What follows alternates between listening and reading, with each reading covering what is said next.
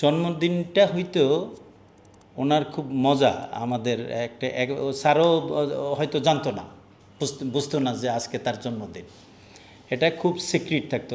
একবার আমাদের ইশরাক সাহেবও ছিলেন।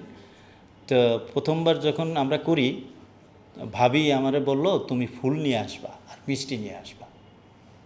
আমি বললাম যে ফুল নিয়ে আসবো আর মিষ্টি, আরে তোমার স্যারের ইয়া না, জন্মদিন না। তা আমি ফুল নিয়ে মিষ্টি নিয়ে গেলো যে তোমার রুমের মধ্যে লুকিয়ে রাখবা, তোমার স্যারে যেন না দেখতে পারে, আর একটা ইয়া লাগবে হ্যাপি বার্থডের ইয়া। তো আমি তো মিষ্টি আর ইয়া নিয়ে স্যারে দেই উপরে। তা আমি যাই আমার রুমের মধ্যে নিয়ে রাখলাম।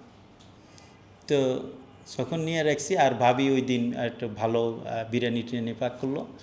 এরপরে ওই ইয়ের সময়, সন্ধ্যার সময় আরও যা কিছু লোকজনে জানলো, ওরা ইয়ে টিয়ে করেছে। তো ভাবি বললো যে স্যারের ডাক দিয়ে, স্যারে বসে টিভি দেখতেছে, হে জানে না কিন্তু তখনও যে তার এখানে প্রোগ্রাম হবে।